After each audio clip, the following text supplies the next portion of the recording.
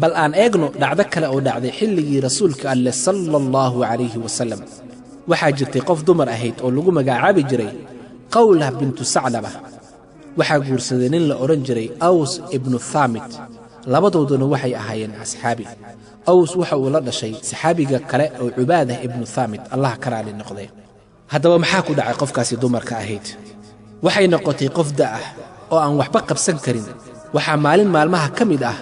ninkeedii ku yidhi qawlah waxaad igala mid tahay hooyaday oo kale oo kuma galmoon doono maanta wixii ka dambeeya ee raalli iga noqo markaasuu ka tagay markii uu ka tagay oo bannaanka uu ku maqnaa oo asxaabtiisii la soo sheekaystay ayuu ku soo laabtay gurigii saa wuxuu arkay xaaskiisii oo meel fadhida wuxuu damcay inuu la galmoodo gacanta ayuu u soo taagay waxay ku tidhi maya maya maya ma dhici karto arrintaasi ma og tahay waxaa haddaaya iigu tidhi waxaad tidhi waxaad iila mid tahay hooyaday oo kale ma xasuusataa waxaad tidhi maxaad ula jeedday sheekada noocaasi oo kale ah waxay tidhi raalli iga noqo waxaan u tegayaa rasuulka alle muxamed sala allahu calayhi wasallam maalin walba waxaad igu tidhaahdaa erayo qalbigayga dhibaya ma og tahay inaan ahay qof duqoobay oo da' ah wixii hadda ka dambeeya ma awoodi inaan carruur dhalo ma og tahay in xilligii dhallinyarada aan ahaa oo quruxda badnaa aan adiga kula soo qaatay wakhtigayga oo dhan carruur ayaan kuu dhalay carruurta aan dhalay dhan adiga ayaan kuu dhalay haddaba markaan sidaasi noqday ayaad waxaad leedahay hadallo aanan mudnayn inaad igu tidhaahdo adeero raalli ahaw waxaan u tegayaa rasuulka alle muxamed sala allahu calayhi wasallam sidaasi darteed kuuma oggolaanayo inaad jidhkayga taabato ilaa allah subxaanahu wa tacaala gartayni kala xukumo xaqiiqdii sheekada noocaasi oo kaleha maanta ayaan ku dhaqannaa maxaa yeelay xaasaskeenii markii ay isbeddelaan ama jidhkoodu isbeddelo ayaan waxaan ku nidhaahnaa kuuma galmoon karo kuuma soo dhowaan karo halkaa iga taagnaaw ama xaas kale ayaan guursanayaa ee nabaday ama markii jidhkeedii wax ku dhaco subxaana allah markaasi qowla waxay u timid nebi moxamed sala allahu calayhi wasallam oo waxay ku tidhi rasuulkii allow waxaan u ashtakoonayaa oo u dacwoonayaa allaah waxaan doonayaa inaan xaaladdayda allah kaliya gaarsiiyo waxaan ahaa gabar yar oo aad u qurux badan jidhkaygu wuxuu ahaa mid aad u dhisan waxaad og tahay rasuulkii allow inuu i guursaday sawjkayga aws binu thaamit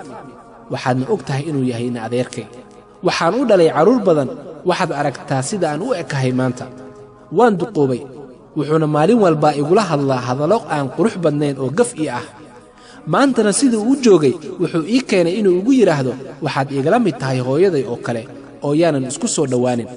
wuxuuna ku soo laabtay guriga si uu jidhkayga u taabto oo aan ula seexdo isaga waana ka soo diiday oo ku idhi maya waxaan u tegayaa rasuulka alle muxamed sala allahu calayhi wasallam waxaan rabaa in arrintaasi alla weyne aan uga ashtakoodo yacni dacwadayda allah oo keliya u gudbiyo markaasuu rasuulkii alle xaggeedii qawlah soo eegay oo ku yidhi qawlah aws waa ninkaagii waa ina adeerkaagii hadalkaasi uu kugu yidhi isaga sabar waa qof duquubay sidaasi ha ugu tegin oo ha ugu dheeraanin ordow kac isaga laabo oo ha u bixin wuxuu kugu yidhaahdo hadal xun ah markaasi waa ay kacday oo meeshaydii ka dhaqaaqday iyadoo ku qanacday hadalkii rasuulka alle sala allahu calayhi wasallam maxaa yeelay ku caasiyidda hadalka rasuulka alle waa dhumid oo aad ka dhuntay jidka alle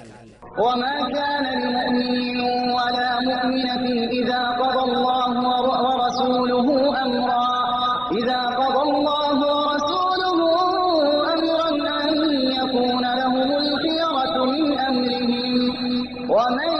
يعص الله ورسوله فقد ضل ضلالا مبينا uma habboona qofka mu'minka ah lab ama dhidig markii alle iyo rasuulkiisii arrin ay gooyaan in ay iyagu yeeshaan ikhyaar taladooda ah ee haddaba kiinii kastoo caasiya alle iyo rasuulkiisii moxamed sala allahu calayhi wasallam wuxuu dhab ahaantii dhumid cad qawlah way isaga dhaqaaqday halkii waxay tidhi aniga qofkaan u dacwooday oo gartayda aan u dhigtay waxay ahayd allaah gartayna inuu kala saaro oo waan rajaynayaa in shaa allah cajiib saa markii ay sidaasi ugu sii dhaqaaqday waxaa si degdeg ah ugu yimid malakul jibriil rasuulka alle sala allahu calayhi wasallam oo waxyi u wada caa'ishana waxay tidhi waxaan ku jiray qolkaygii oo waxaama durbaba maqlay rasuulkii alle oo qur'aan kor ugu aqrinaya waana gartay markii uu rasuulka alle sala allahu calayhi wasallam aayaddii dhammeeyey waxaa dib ugu soo laabatay qawlah bintu thaclaba oo indhaheedii oohin ay ka qubanayaan oo garkeedii dhan qabsaday waxay tidhi aniga alla weyne ayaan u ashtakooday oo dacwadeyda u gudbiyey alla weyne subxaanahu wa tacaalaana dacwadeydii waa uu maqlay oo qur'aan ayuu ka soo dejiyey maxaa yeelay alla weyne wuxuu yidhi waxaan maqlayaa dacwada qofkaasi dumarka ah markaasuu alla weyne u sheegay rasuulka alle moxamed sala allahu calayhi wasalam inuu maqlay qofkaasi dumarka ahayd dacwadeedii قد سمع الله قول التي تجادلك في زوجها وتشتكي إلى الله والله يسمع تحاوركما إن الله سميع بصير dhabtii allah waa uu maqlay hadalkeedii qawlah bintu athaclabah ee kaagala doodaysay moxamedow sala allahu calayhi wasalam arrinkii ninkeeda aws binu assaamit ee u dacwootay allaah oo alle waa uu maqlaa doodda dhexdiinna idinka xaqiiqdii allaah waa maqal badane oo arag badan yaa allah arrinta noocaasi oo kale maxaan maanta ku dhaqannaa qof quruxdeedii agtayna ku lumisay inaan ku dhahno eeddo meesha ka tag iska joog gurigaagii oo hooyaday ayaad ila mid tahay subxaanah waa arrin alla weyne uu inaga diiday yar iyo weyn taasina waxay la mid tahay markii xaaskaagii ay wax soo gaaraan ama jirhkeedii isbeddelo ama lugta ka go'do ama gacanta ka go'do oo aan markaasi dhibkaasi darteed ugu cararno سبحان الله الذين يظهرون منكم من نسائهم ما هن أمهاتهم إن أمهاتهم إلا اللائي ولدنهم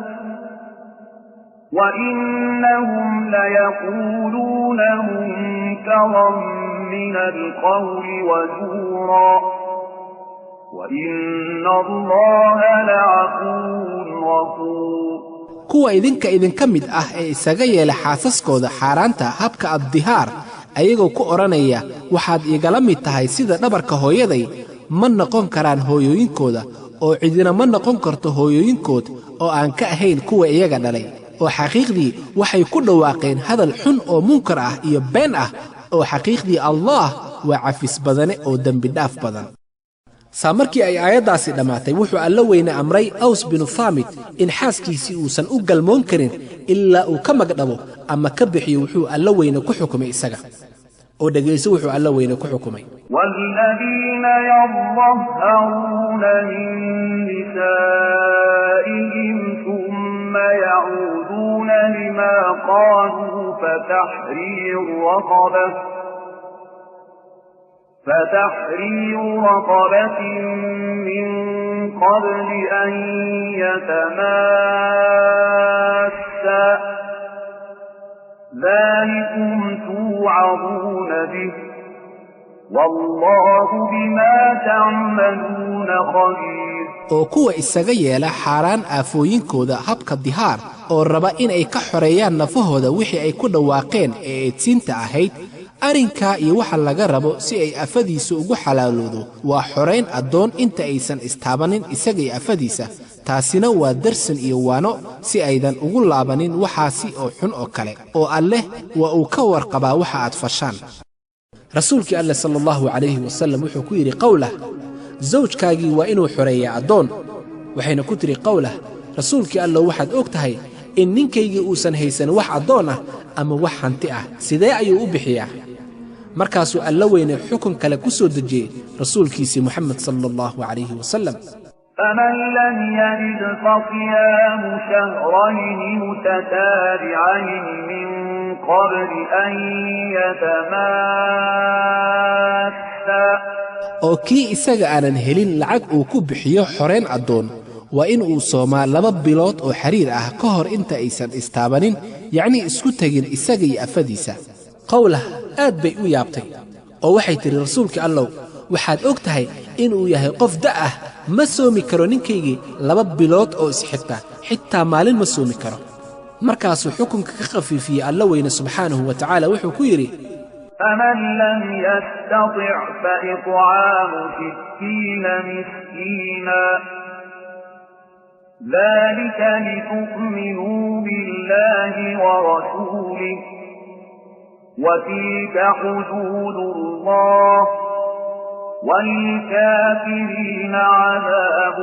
أليم oo xagga kii isaga aanan awoodin inuu falaa sidaasi yacni waa inuu soomaa 2 bilood oo xiriir ah da ama cudur ama sabab kale oo sharci ah awgeed waa inuu quudiyaa 60 ka mid ah masaakiinta sidaasi waa si aad ugu yeelataan iimaan dhanka alle iyo rasuulkiisa kuwa kanina waa xuduudaha uu dhigay Allah oo qaybta gaalada waxay ahaan doontaa cadaab xanuun badan waxay haddana qofkii dumarka ahayd ku tiri rasuulkii allow wuxuu haysta ma laha oo innagaaba maalin qadna maalinna wax cunna intee wax ka keenayna markaasuu rasuulka alle sallallahu alayhi wasallam ku yiri qawla raashinkaani qaado oo waxay quudin kartaa 30 qafood waxayna iyadan sii raacisay waxaan anigana heli karaa raashin kale oo quudin kara ilaa ay 30 qafood sidaasna waxay ku noqonaysaa 60 qafood rasuulkii alle sallallahu alayhi wasallam iyo qawla waxay markaasi xaliyeen dhibkii taagnaa Soomaalintaasi wixii ka dambeeyay waxa la sheegaa in saxaabigii Aws bin Saamit inuu aad u dhaqan jiray xaaskiisa intaasi kadib markii ay muddo ka soo wareegtay waxa maalin dhacday Umar bin Khadaab oo ciidan xooggan hogaaminaya ayaa xilligiisii wuxuu istaajiyay ciidankiisii oo dhamaa maxaa yeelay wuxuu arkay qof dumar ah oo da' ahayd oo gacanta u haatinaysa oo ku leh istaag intaasi kadib Umar durbabu wuxuu u dhaqaaqay inuu istaajiyo ciidankiisii xoogganaa oo tirada badnaa hal mar ayuu amray inay dhaqaaqin oo istaagaan oo qof walba meeshiisa istaago wuxuu ka soo degay faraskiisii ama geelii uu saarnaa markaasi wuxuuna u yimid qofkii dumarka ahayd isagoo u dhoola cadeynaya ayada madaxana u laxay wuxuu u xaliyay dhibkii haystay markaasuu ciidankiisii ku soo laabtay oo ku yiri ciidankiisii ina sii kaxaya aan sii soconay saamarkii ay dhexda socdeen qaar ka mid ah asxaabtii ama raggii la socday ayaa waxay ku yiraahdeen yaa amiirul mu'miniin kuma ayay ahayd qofkaasi dumarka ah oo aad ciidankeeni dhan oo sidaas u xoogganaa aad darteed u istaajisay Umar Allah ka raali noqday markii uu hadalkaasi maqlay wuxuu ku soo jeestay ciidankiisii oo haddana istaajiyay oo ku yiri istaaga ma doonaysaan inaan idiin sheego qofkii ay ahayd qofkaasi dumarka ah oo aan darteed u istaagnay kol dhaweyd qofkaasi waxay ahayd qofkii dumarka ahayd uu alla weyna maqlay idinkana waxaad doonaysaan inaan iyadaasi maqlin waxay gacanteeda kor ugu qaaday inaan istaago waxaana waajib igu ahayd inaan istaago oo aan halkaasi ka dhaqaaqin qofkaasi alla weyne ayaa hadalkeedii dacwada ahaa maqlay oo xukun ka soo dejiyay haddaba qofkaasi magaceeda waxaa la yiraahdaa qawla bintu thaclaba qofkaasi waa qof jibriil si degdeg ah rasuulka alla sallallahu alayhi wasallam ku amray inuu soo celiyo iyada una sheego inuu alla weyne maqlay dacwadeeda haddaba waxaan idin sheegayaa qofkaasi hadday hal mar istaajiso iska dhaafay 1000 jeer hadday istaajiso waan istaagayaa oo hadalkeedii waan maqlayaa haddaba waxaan alla weyne dhammaanteen noogu rajaynayaa inaan fahanno macnaha quraanka iyo awoodda quraanka allow xaasaskeennii qalbiyadeenna u jilci allow qalbiyadeenna u suubi oo wanaag iyo sinaan aan kula dhaqanno